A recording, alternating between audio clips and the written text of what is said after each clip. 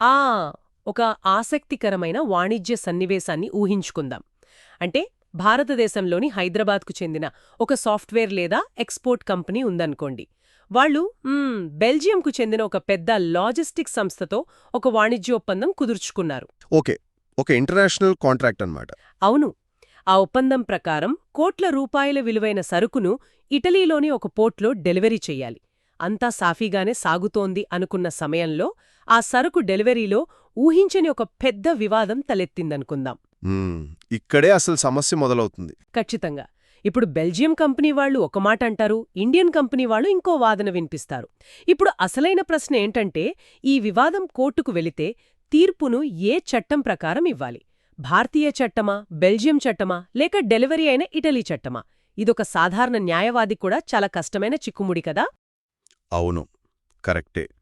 అంటే ఒకే వివాదంలో మూడు భిన్నమైన దేశాలు, మూడు వేర్వేరు న్యాయ వ్యవస్థలు ఉన్నప్పుడు ఏ చట్టం సరైనదో తేల్చడమనేది ప్రపంచవ్యాప్తంగా చట్టాల మధ్య జరిగే అతిపెద్ద ఘర్షణ. దీన్నే మనం న్యాయ పరిభాషలో కాన్ఫ్లిక్ట్ ఆఫ్ లాస్ అని పిలుస్తాము. Conflict of laws. అవును. స్థానికంగా మన దేశంలో జరిగే తప్పులకు ఏ చట్టం వర్తిస్తుందో మనకు స్పష్టంగా తెలుసు. కాని ఇలా వ్యాపారం అంతర్జాతీయ సరిహద్దులు దాటినప్పుడు ఒక దేశపు చట్టం ఇంకో దేశంలో నేరుగా అమలు కాకపోవచ్చు. ఇక్కడే దేశాల మధ్య వ్యాపారాన్ని సాఫీగా నడిపించడానికి ప్రైవేట్ అంతర్జాతీయ చట్టం, అంటే ప్రైవేట్ ఇంటర్నేషనల్ లా తెరపైకి వస్తుంది. ఆ సో ఈరోజు మన లోతైన విశ్లేషణలో మనం సరిగ్గా ఇదే అంశాన్ని మాట్లాడుకోబోతున్నాం. ముఖ్యంగా ఉస్మానియా యూనివర్సిటీ ఎల్ఎల్బి సిలబస్లోని వాణిజ్య ఒప్పందాల ఆధార పత్రాలను పరిశీలిస్తూ అసలు ఈ సంక్లిష్టమైన సూత్రాలను ఒక లా ప్రొఫెసర్ స్థాయిలో అర్థం చేసుకునే ప్రయత్నం చేద్దాం. ఖచ్చితంగా. ఇది చాలా ఆసక్తికరమైన టాపిక్. చూడండి, ముందుగా ఒక విషయం స్పష్టం చేయాలి. ఈ ప్రైవేట్ ఇంటర్నేషనల్ లా అనేది నేరుగా ఒక వివాదానికి తీర్పునిచ్చే చట్టం కాదు. చాలామంది ఇక్కడే తప్పుగా అర్థం చేసుకుంటారు. ఓహో, అంటే అది తీర్పివ్వదా? మరి ఎలా పనిచేస్తుంది? అంటే ఇదొక ట్రాఫిక్ పోలీస్ లాంటి వ్యవస్థనమాట. వివాదాలొచ్చినప్పుడు నేరుగా జరిమానా వేయకుండా మీరు ఈ దేశపు చట్టం ప్రకారం వెళ్ళండి, లేదా మీరు ఆ దేశపు కోర్టుకు వెళ్ళండి అని దారి చూపుతుంది, అంతే. ఇంగ్లీష్ మరియు భారతీయ న్యాయస్థానాలు ఈ ఘర్షణను ఎలా పరిష్కరిస్తున్నాయో మన ఆధారపత్రాలు చాలా స్పష్టంగా చెప్తున్నాయి. అర్థమైంది. అయితే ఏదేని అంతర్జాతీయ వాణిజ్య వివాదాన్ని పరిష్కరించడానికి ముందు కోర్టులు మొట్టమొదట ప్రాపర్ లా ఆఫ్ కాంట్రాక్ట్ అనేదాన్ని కనుక్కోవాలి కదా. అసలు ఈ ప్రాపర్ లా అంటే ఏమిటి? 3-4 దేశాలున్నప్పుడు దీన్నెలా గుర్తిస్తారు? ప్రాపర్ లా అంటే ఆ ఒప్పందానికి ప్రాణం పోసే, దాని పుట్టుక నుంచి ముగింపు వరకు నియంత్రించే ప్రధాన చట్టం. న్యాయకోవిదుడు చెషైర్ విశ్లేషణను మనం పరిశీలిస్తే ఈ చట్టాన్ని కనుక్కోవడానికి కోర్టులు ప్రధానంగా 2 సిద్ధాంతాలను ఉపయోగిస్తాయి. ఓకే, ఆ 2 సిద్ధాంతాలేంటి?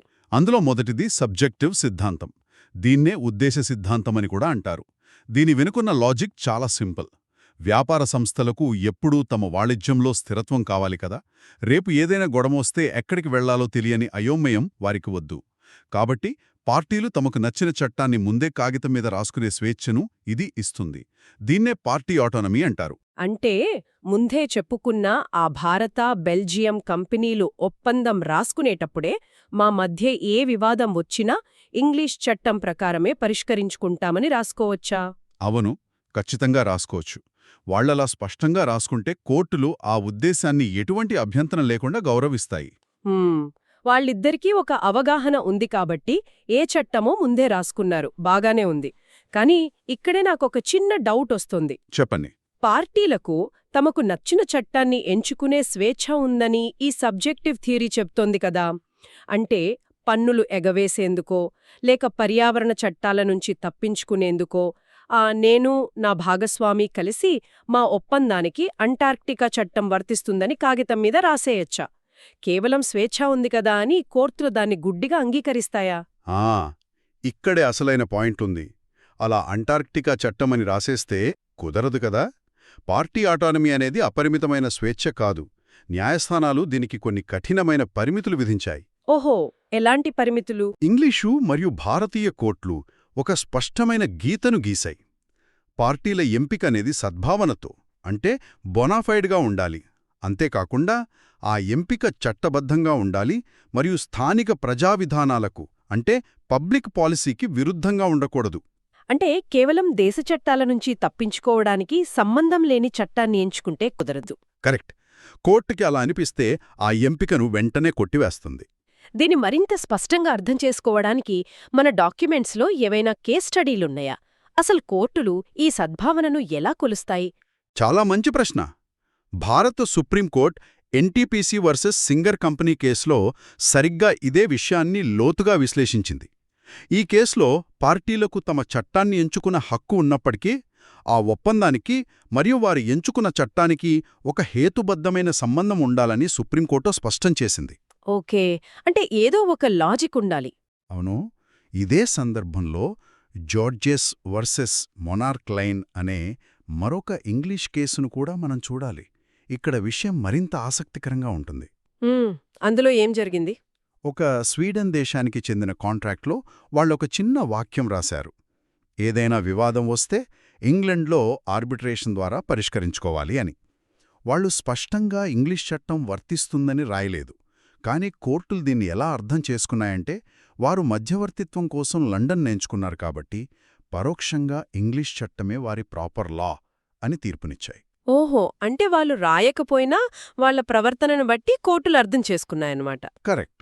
దీన్నే ఇంప్లాయిడ్ చాయిస్ అంటారు. బావుంది. కానీ ఒకవేళ వాళ్ళు కాంట్రాక్ట్లో అలాంటిదేమీ రాయలేదు, ఎక్కడ ఆర్బిట్రేషన్ జరగాలో కూడా రాయలేదు, పూర్తిగా మర్చిపోయారనుకుందాం, అప్పుడు ఏ చట్టం వర్తిస్తుంది? పార్టీలు ఏ చట్టాన్ని ఎంచుకోనప్పుడు ఇందాక మనం చెప్పుకున్న రెండవ సిద్ధాంతమైన ఆబ్జెక్టివ్ సిద్ధాంతం లేదా లోకలైజేషన్ సిద్ధాంతం అమల్లోకి వస్తుంది. అప్పుడు కోర్టు ఒక డిటెక్టివ్లాగా మారుతుంది. డిటెక్టివ్ లాగానా? అంటే ఎలా?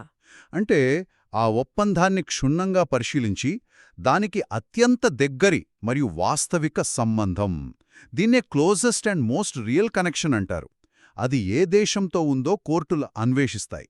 దీనికి బెస్ట్ ఉదాహరణ బోనితాన్ వర్సెస్ కామన్వెల్త్ కేస్. ఆ కేసులో ఏం జరిగిందో కాస్త వివరిస్తారా? ఆస్ట్రేలియా ప్రభుత్వం లండన్లో కొన్ని డిబెంచర్లను జారీ చేసింది. దశాబ్దాల తర్వాత డబ్బులు తిరిగి చెల్లించే సమయంలో గందరగోళం వచ్చింది. ఆ డబ్బును ఆస్ట్రేలియన్ పౌండ్లలో చెల్లించాలా లేక ఇంగ్లీష్ పౌండ్లలో చెల్లించాలా అని. అప్పటికా రెండు కరెన్సీల విలువల మధ్య భారీ తేడా వచ్చింది. ఓకే, అప్పుడు కోర్టేమని తీర్పు చెప్పింది? లార్డ్ సైమన్స్ అప్పుడు ఒక చారిత్రాత్మక తీర్పునిచ్చారు. పార్టీల ఉద్దేశం స్పష్టంగా లేనప్పుడు ఆ లావాదేవీ ఏ న్యాయ వ్యవస్థతో అత్యంత సన్నిహిత సంబంధం కలిగి ఉందో చూడాలన్నారు.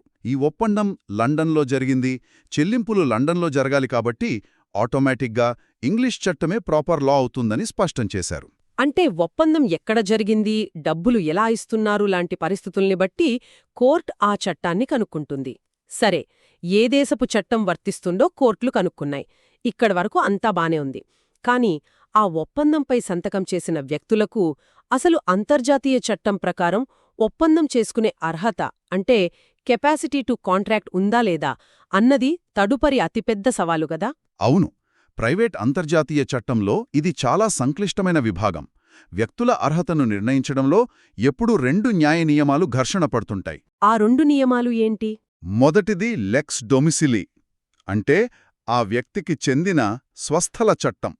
ఒక పౌరుడు ఎక్కడికి వెళ్ళినా వాడి దేశపు చట్టమే వాడి వెంట నడుస్తుంది అని దీని ఉద్దేశ్యం. ఇక రెండవది లెక్స్ లోసి కాంట్రాక్టస్, అంటే ఆ ఒప్పందం భౌతికంగా ఎక్కడ జరిగిందో ఆ ప్రదేశ చట్టం. ఈ ఘర్షణ వల్ల వచ్చే ఇబ్బందిని నేను ఒక పోలిక ద్వారా చెప్తాను. ఉదాహరణకు, ఒక దేశంలో 16 ఏళ్లకే మేజర్ అవుతారు అనుకుందాం. అదే 18 ఏళ్ల నియమం ఉన్న మన దేశం వాళ్ళు ఆ 16 ఏళ్ల విదేశీ వ్యక్తితో వ్యాపారం చేస్తే ఎలా ఉంటుంది? ఇది ఎలా ఉందంటే, ఒక ఇంటర్నేషనల్ విమానంలో ప్రయాణిస్తూ కింద ఏ దేశముంటే ఆ దేశపు వయసు నియమాలు పాటించమనడం లాంటిదే కదా. కరెక్టే. అద్భుతమైన అనాలజీ ఇది. వాస్తవానికి వ్యాపార ప్రపంచం భయపడింది సరిగ్గా ఈ ఇబ్బంది గురించే. చరిత్రలో ఈ సమస్యను ఒక కొలిక్కి తెచ్చిన కేసు మెయిల్ వర్సెస్ రాబర్ట్స్. ఇది 1800 కాలం నాటి కేసు. అప్పట్లో ఏం జరిగింది?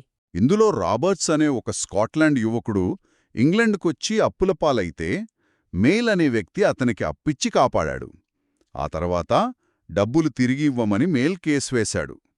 అప్పుడు రాబర్ట్స్ ఏమన్నాడంటే, స్కాట్లాండ్ చట్టం అంటే లెక్స్ డొమిసిలి ప్రకారం నేను మైనర్ని, కాబట్టి నన్ను అప్పు కట్టమని అడిగే హక్కు మీకు లేదు అని వాదించాడు. ఓవ్వామో, అంటే తెలివిగా తప్పించుకోవాలని చూశాడు.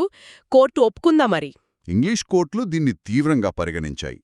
లార్డ్ ఎల్డన్ తీర్పునిస్తూ అప్పు తీసుకున్నది ఇంగ్లండ్లో, ఒప్పందం జరిగింది ఇంగ్లండ్లో కాబట్టి ఇంగ్లీష్ చట్ట ప్రకారమే అతని అర్హతను నిర్ధారించాలని చెప్పారు.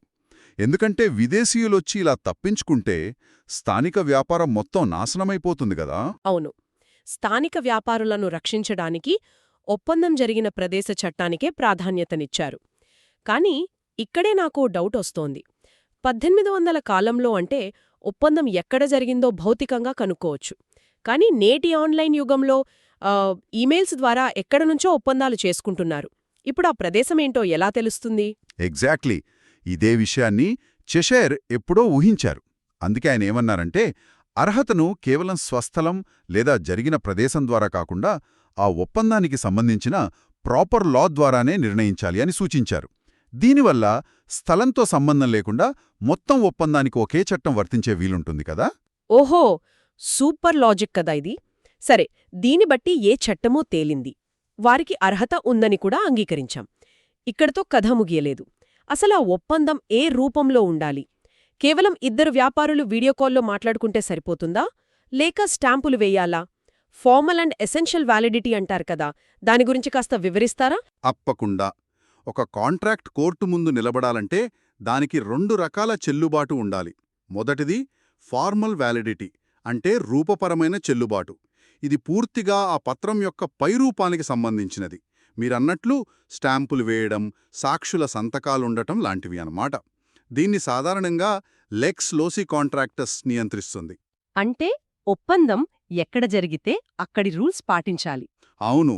ఇప్పుడు మీరు ఫ్రాన్స్లో ఒప్పందం రాసుకుంటే ఫ్రాన్స్లో ఉండే నోటరీ నియమాలే వాడతారు కదా. జపాన్ స్టాంపులను ఫ్రాన్స్లో అతికించలేరు కదా. కరెక్టే. దీన్నింకా సులభంగా చెప్పాలంటే నేను ఒక పోలిక వాడతాను. ఆ ఫార్మల్ వ్యాలిడిటీ అనేది ఒక హై ఎండ్ క్లబ్లోకి వెళ్లడానికి సెక్యూరిటీ అడిగే సరైన డ్రెస్ కోడ్ లాంటిది. మీరు సరైన సూటు వేసుకుంటే పత్రం రూపం బాగున్నట్లు. కానీ ఎసెన్షియల్ వ్యాలిడిటీ అనేది అసలు ఆ క్లబ్లోకి వెళ్లడానికి మీకు ఇన్విటేషన్ ఉందా లేదా అని చెక్ చేయడం లాంటిది. అవునా? పర్ఫెక్ట్ అనాలజీ ఇది. డ్రెస్ కోడ్ ఉంటే సరిపోదు, లోపల సభ్యత్వం కూడా ఉండాలి కదా. ఈ ఎసెన్షియల్ వ్యాలిడిటీ అనేది ఆ కాగితంపై ఉన్న సిర గురించి కాదు, ఆ కాగితంలో ఉన్న కంటెంట్ గురించి. ఆ ఒప్పందం చట్టబద్ధమైనదేనా, ఏమైనా మోసం జరిగిందా, ఇలాంటి విషయాలను చూస్తుంది. దీన్ని కేవలం ప్రాపర్ లా ద్వారా మాత్రమే నిర్ణయిస్తారు. దీనిపై రోమ్ కన్వెన్షన్ కూడా ఏదో మార్గదర్శకాలిచ్చింది కదా. అవును. చరిత్రలో ఐరోపా దేశాల మధ్య ఈ విషయంలో చాలా గందరగోళం ఉండేది. దాన్ని ఆపడానికే రోమ్ కన్వెన్షన్ ద్వారా ఒక అంతర్జాతీయ ప్రమాణాన్ని తీసుకొచ్చారు. పార్టీలు ఎంచుకున్న చట్టం ప్రకారమే ఆ ఒప్పందం సారాంశం చెల్లుబాటవుతుందా లేదా అని చూడాలని ఇది నిర్దేశించింది. ఒక చిన్న సందేహం. పార్టీలెంచుకున్న చట్టం ప్రకారం ఆ ఒప్పందం పూర్తి లీగల్ అనుకుందాం. కానీ ఆ కంటెంట్ ఇంగ్లీష్ లేదా భారతీయ కోర్టుల పబ్లిక్ పాలసీకి విరుద్ధంగా ఉంటే ఏమవుతుంది? ఆ ఒప్పందాన్ని నిర్ద్వంద్వంగా తిరస్కరిస్తాయి. ఉదాహరణకు, మన శత్రుదేశాలకు ఆయుధాలు సరఫరా చేసే ఒప్పందం వాళ్ల చట్టం ప్రకారం రైట్ అయినా సరే, మన స్థానిక న్యాయస్థానాలు దాన్ని అసలు అమలు చేయవు. అంటే మన దేశ పబ్లిక్ పాలసీకి విరుద్ధం కాబట్టి. అవును. ఒక ఒప్పందం ఎంత కరెక్ట్ అయినా సామాజిక నైతికతకు వ్యతిరేకంగా ఉంటే అది చెల్లదు. దేశ చట్టాల ముందు పార్టీల ఆటోనామీ తలవంచాల్సిందే. రోమ్ కన్వెన్షన్లో కూడా ఓవర్ రైడింగ్ మ్యాండేటరీ ప్రొవిజన్స్ పేరిట ఇదే విషయాన్ని చెప్పారు. అంటే ప్రైవేట్ అంతర్జాతీయ చట్టమనేది కేవలం చట్టాల సమూహం కాదు, అది దేశాల సార్వభౌమత్వానికి, వాస్తవ పరిస్థితులకు మరియు వ్యాపారుల స్వేచ్ఛకు మధ్య ఒక బ్యాలెన్సింగ్ యాక్ట్ అన్నమాట. అవును.